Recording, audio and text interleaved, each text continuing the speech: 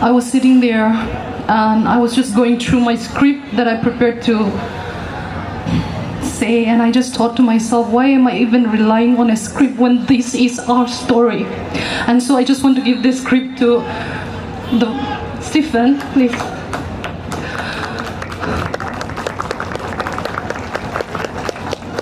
Today marked exactly 87 days since the ethnic violence erupted in Manipur. And this is our story. For me to come here, to stand here in Delhi, all the way from Manipur, though I am from Manipur, I cannot access the airport in Manipur. I have to go by road all the way to Dimapur. You know why? Because if I step my feet in the valley that is Imphal, I can just be killed. And this is not exaggeration. They are meticulously hunting for even a single soul. And Chief Minister, Mr. N. Biren Singh, is talking about peace. How can he talk about peace when he wiped the entire Kuki Zo existence from the valley? How can he? I am shivering not because I am scared. I'm shivering because I feel the pain.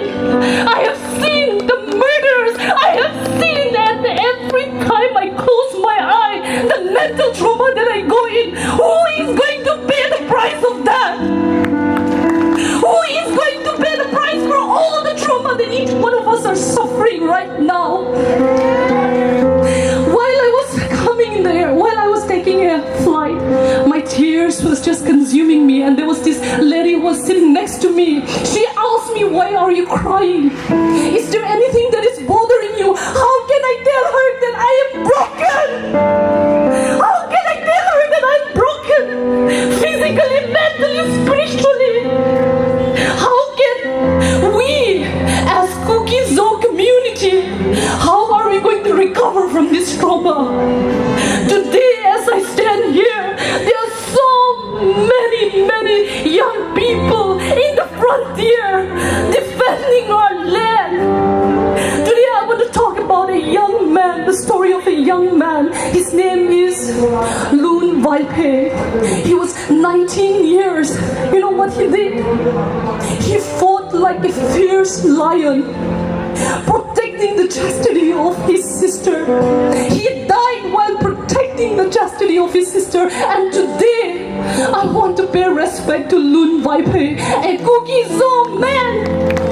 He had the potential to be the best in the country, yet he died protecting his sister. And I want to tell, if you're listening, Loon, you did not just protect your sister, you protected me, and you protected all the women of Kuki Zo community. And I'm so proud of you. Today, as I stand here, I want to say this with 100% affirmation that heaven stands as a testimony of what we have gone through. We have nothing but the truth, and the truth will set us free. Our national motto says, truth alone triumphs. And today we have nothing but the truth. There is no exaggeration of our struggle. We have faced the worst ethnic violence in 21st century. And what is the central government doing? I have to come here to express my pain. The state government has failed us so miserably. So miserably. We went knocking, begging. Why do we have to beg when we're citizens of India? How dare you call us refugees? We have the same blood as yours. We fought for this Indian independence, and we're so proud of that. I am Indian and I will die as Indian.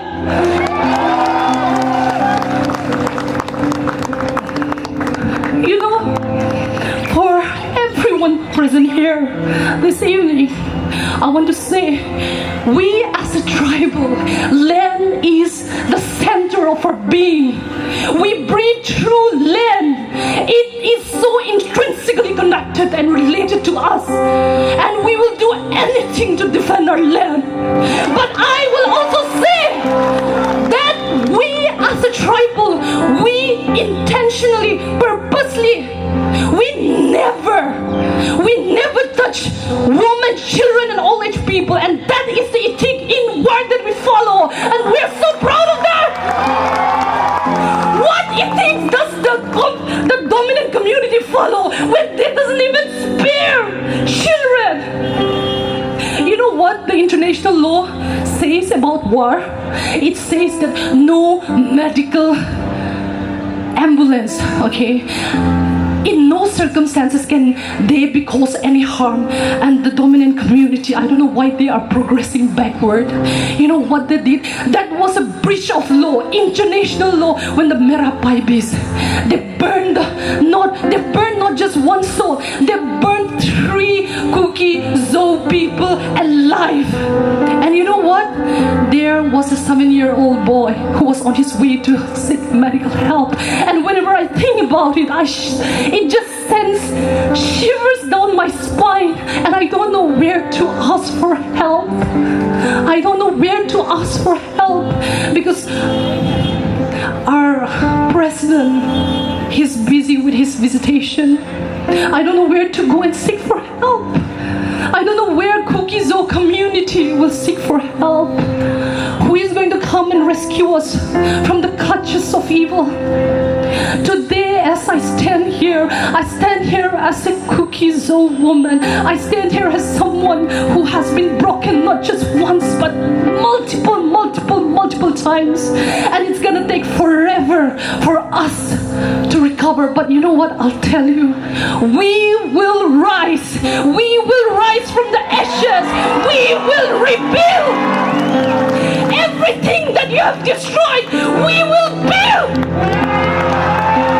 How dare you play with our bodies? How dare you play with our soul?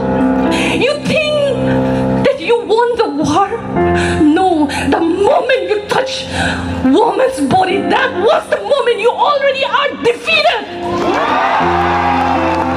You can never win war when you are fighting with someone who is already weaker. We will rise. Shall we all say, we will rise? We will rise from the ashes. We will rebuild twice what they have destroyed, in fact, even thrice.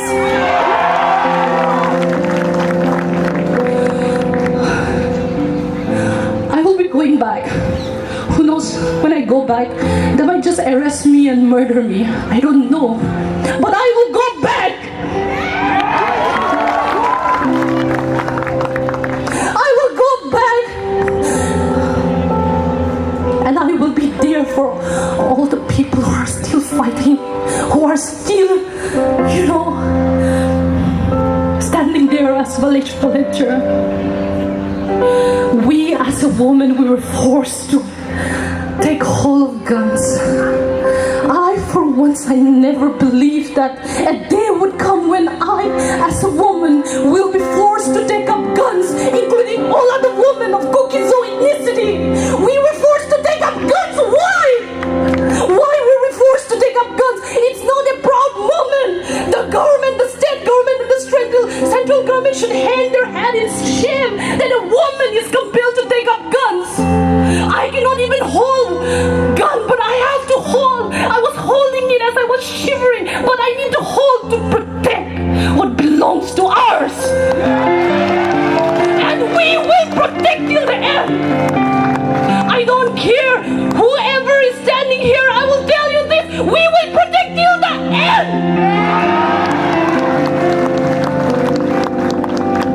So this is our plea. This is our supplication. We come before the central government. What does it say? Separate administration. But we are asking separate administration under the Constitution of India. We are not asking for something that you can't. We're asking for something that you can. And please do it before more of us die. So many innocent people have died already. Please don't be shocked if you read that next day that Lhing Doungel is dead. Because that can happen once I stepped in Manipur. But I'm willing to go back, and I'll go back with pride. Thank you so much.